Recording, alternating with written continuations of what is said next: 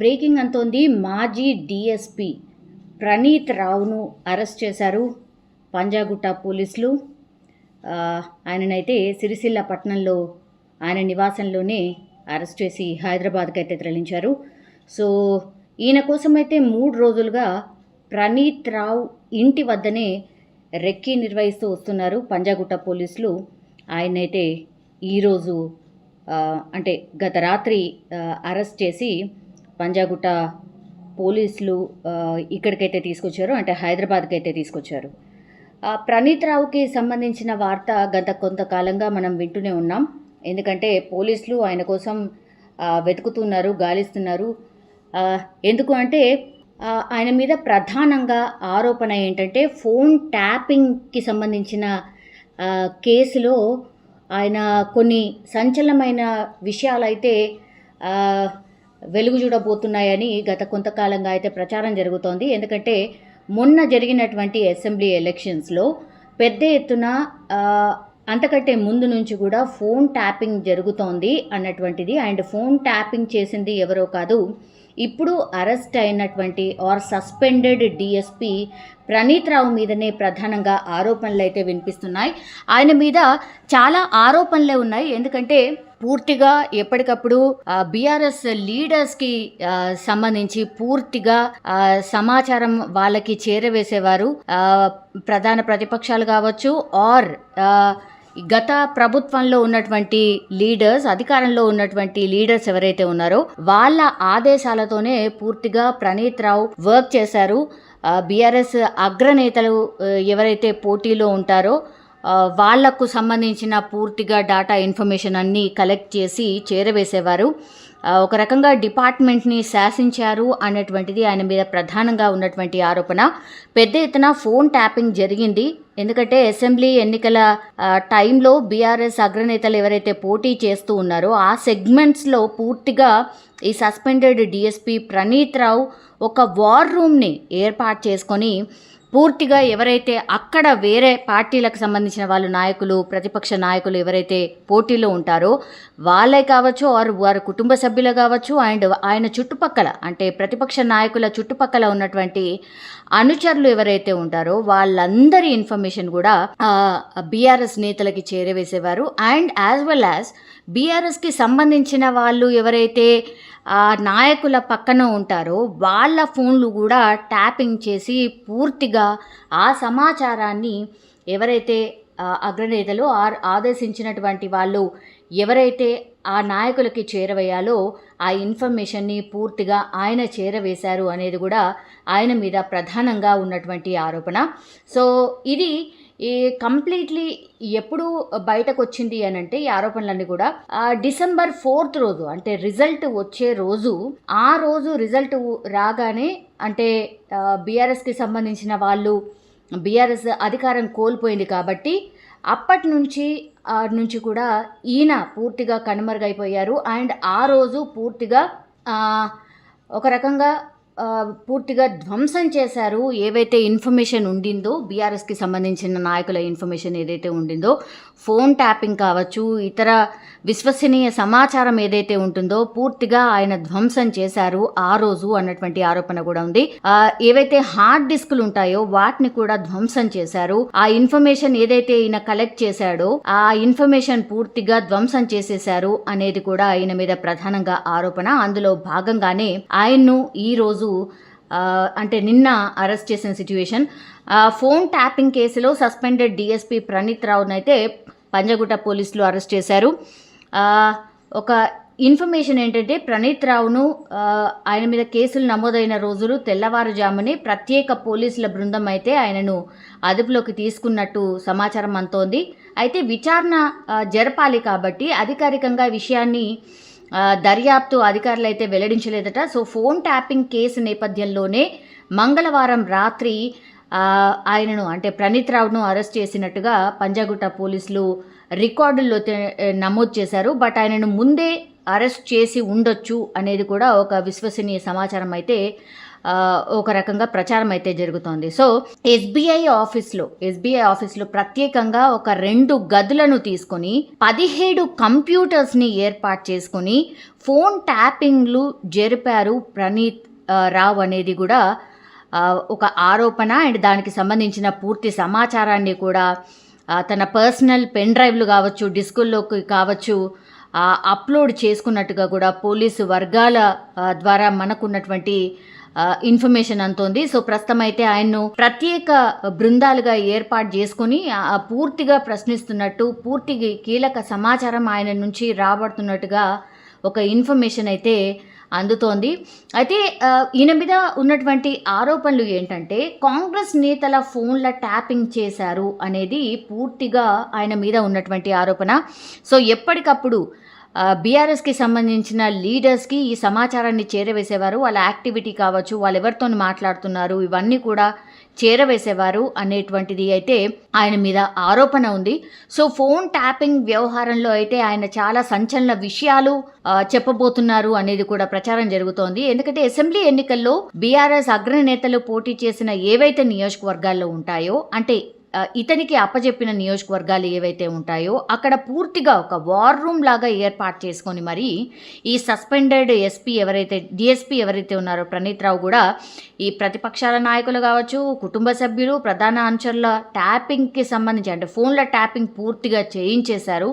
So ఈ సమాచారాన్ని కూడా ఎప్పటికప్పుడు బీఆర్ఎస్ నేతలకు అందజేశారు అన్నటువంటిది ఈయన మీద ఆరోపణ వస్తోంది. అయితే కాంగ్రెస్ నేతలతో ఎవరైతే టచ్లో ఉన్నారో, అంటే వ్యాపారాలకు సంబంధించిన వాళ్ళు కావచ్చు, వాణిజ్య కార్యకలాపాలు జరిపే వాళ్ళు కావచ్చు, లేదంటే పెద్ద పెద్ద బడా నాయకులు కావచ్చు, పారిశ్రామికవేత్తలు కావచ్చు, సో వాళ్ళ ఫోన్లు కూడా అంటే కాంగ్రెస్ నాయకులతో ఎవరైతే బడా నాయకులు ఉన్నారో, మనందరికీ తెలుసు ఎలక్షన్స్ అంటేనే ఫండింగ్. ఈ ఫండింగ్ లేకుండా ఏ ఎలక్షన్ కూడా జరగదు. సో మేము అధికారంలోకి వస్తే మీకు ఇది చేస్తాం, అది చేస్తామని ఒక ప్రామిసెస్ కూడా చేస్తూ ఉంటారు ఈ లీడర్స్ అందరూ కూడా పార్టీస్కి. పారిశ్రామికవేత్తలు బడా నేతలు ఎవరైతే ఉంటారో వాళ్ళు ఒక ప్రామిస్ అయితే చేస్తూ ఉంటారు. అందులో భాగంగానే ఇట్లా నాయకులు ఆర్ పార్టీలకు సంబంధించిన వాళ్ళకు కూడా ఒక ఫండింగ్ జరుగుతూ ఉంటుంది. అందులో భాగంగానే వీళ్ళు కూడా ఎవరైతే కాంగ్రెస్ నాయకులకు ఫండింగ్ చేస్తూ ఉన్నారో వాళ్లకు సంబంధించిన డౌట్ ఉన్నటువంటి వాళ్ళై కూడా ఫోన్ ట్యాపింగ్ జరిగినట్టుగా కూడా ఒక విశ్వసనీయ సమాచారం అయితే అంతోంది. సో ఎస్ఐబిలో S40 టీమ్ ఇన్ఛార్జ్గా పనిచేశారు ప్రణీత్ రావు. సో ఆ బృందంలో అందరూ ఒకే సామాజిక వర్గం, నేను నేమ్ చేయట్లేదు, మీరే అర్థం చేసుకోండి.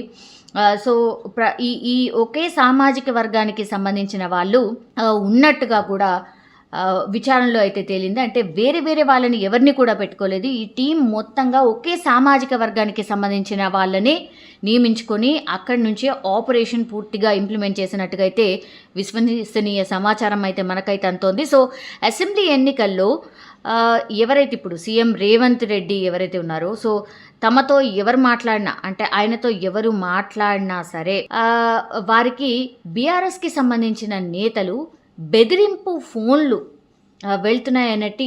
వెళ్తున్నాయని బహిరంగంగానే చెప్పినటువంటి సిచ్యువేషన్ చాలా టైమ్స్ ఆరోపించారు కూడా. రేవంత్ రెడ్డి కావచ్చు, మిగతా నాయకులు కావచ్చు, చాలా టైమ్స్ ఆరోపించారు మా ఫోన్ ట్యాపింగ్ అవుతోంది అని. వీళ్ళు ఎవరైతే మాట్లాడతారో వాళ్ళకు డైరెక్ట్గా ఫోన్ కాల్ వెళ్ళేది అండ్ బీఆర్ఎస్కి సంబంధించిన నాయకులు ఎవరైతే ఉన్నారో వాళ్ళను బెదిరించేది అనేటువంటిదైతే చాలా టైమ్స్ ఆరోపణ చేశారు. సో కాంగ్రెస్ అధికారంలోకి వచ్చాక అయితే ఈ ట్యాపింగ్లకు పాల్పడిన వారిని అయితే వదలము, ఖచ్చితంగా వాళ్ళని మేము విచారించబోతున్నాము, డెఫినెట్లీ వాళ్ళ మీద చర్య ఉంటుంది అని చాలా టైమ్స్ మాట్లాడే సిచ్యువేషన్. సో ఈ క్రమంలోనే ఈ ఎస్ఐబి డిఎస్పీ ప్రణీత్ రావు ఎవరైతే ఉన్నారో డీజీపీ రవి గుప్తా ఆయనను సస్పెండ్ చేశారు రాగానే.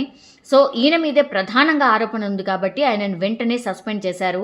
సో ఎస్ఐబి అదనపు ఎస్పీ డి రమేష్ ఎవరైతే ఉన్నారో ఆయన్నే ఫిర్యాదు ఇచ్చారు పంజాగుట్ట పోలీసులకు. ప్రణీత్ రావుతో పాటు మరికొందరిపై నాన్ బెయిలబుల్ కేసులు పెట్టారు ఆయన్నే. సో ఓ ప్రత్యేక విచారణ బృందం ప్రణీత్ రావును అయితే ఒక రహస్య ప్రదేశంలో విచారిస్తున్నట్టుగా అయితే మనకున్నటువంటి సమాచారం. సో పంజాగుట్ట పోలీసులు అయితే అరెస్ట్ చేశారు.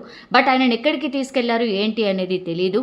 అరెస్ట్ చేశారు, పోలీసుల అదుపులో ఉన్నారు. ఈ ఇన్ఫర్మేషన్ మాత్రమే మనకు తెలుసు. బట్ పంజాగుట్ట పోలీసులు అదుపులో తీసుకున్నారు కాబట్టి పంజాగుట్ట పోలీస్ స్టేషన్లో పెట్టి విచారించబోతున్నారు అనేది ఒక రాంగ్ థింగ్. ఆయనను ఎక్కడో రహస్య ప్రదేశానికి తీసుకువెళ్ళి అక్కడ విచారిస్తున్నట్టయితే విశ్వసనీయ సమాచారం. సో ఈ వార్ రూమ్లు ఏంటి? ఇన్ జనరల్లీ కాంగ్రెస్ పార్టీలో మనం విన్నాం ఇట్లాంటి వార్ రూమ్స్. ఎందుకంటే ఎలక్షన్కి సంబంధించిన స్ట్రాటజీస్ని వార్ రూమ్ డిసైడ్ చేస్తుంది, అక్కడి నుంచి ఇంప్లిమెంట్ చేస్తుంది. ద సేమ్ థింగ్ బీఆర్ఎస్ అధికారంలో ఉన్నప్పుడు కూడా ఇట్లా ఇప్పుడు ఈ ప్రణీత్ రావు ఎవరైతే ఉన్నారో ఆయన ద్వారా ఒక వార్ రూమ్ లాగా ఏర్పాటు చేసుకొని నియోజకవర్గాల వారీగా వార్ రూమ్ను పెట్టి అక్కడ పూర్తిగా విశ్వసనీయ సమాచారం ఆర్ అసలు గోప్యంగా ఉండేటువంటి సమాచారాన్ని పూర్తిగా ఈ వార్ రూమ్ ద్వారా వీళ్ళంతా కూడా ట్యాపింగ్స్ చేసి ఆ ఇన్ఫర్మేషన్ తీసుకున్నారు అనేది కూడా ప్రధానంగా ఆరోపణ. సో అసెంబ్లీ ఎన్నికలకు ఒక 4 నెలల ముందు నుంచే కూడా పూర్తిగా రాష్ట్ర వ్యాప్తంగా బీఆర్ఎస్ కీలక నేతలు ఎవరైతే పోటీ చేస్తున్నారో ఆయా నియోజకవర్గాల్లో అసెంబ్లీ స్థానాల్లో ప్రణీత్ రావు పూర్తిగా ఆయన పర్యవేక్షణలోనే ఒక వార్ రూమ్ని ఏర్పాటు చేసుకున్నారు.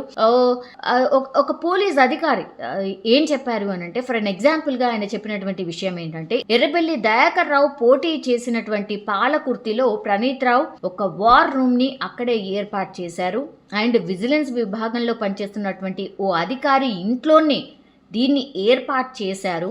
సో ఈ వార్ రూమ్ నుంచి పాలకుర్తిలో పోటీ చేసినటువంటి కాంగ్రెస్ అభ్యర్థి ఎవరైతే ఉన్నారో యశస్విని రెడ్డి, ఈమె ఎంత వార్తల్లో నిలిచారో మనందరికీ తెలుసు. అండ్ ఆ మత్త ఝాన్సీ రెడ్డితో పాటుగా కాంగ్రెస్కి చెందినటువంటి కీలక నేతలు ఫోన్లను కూడా ప్రణీత్ రావు అండ్ టీమ్ ట్యాప్ చేశారు అన్నటువంటిది ప్రధానంగా ఈయన మీద వినిపిస్తున్నటువంటి వార్త.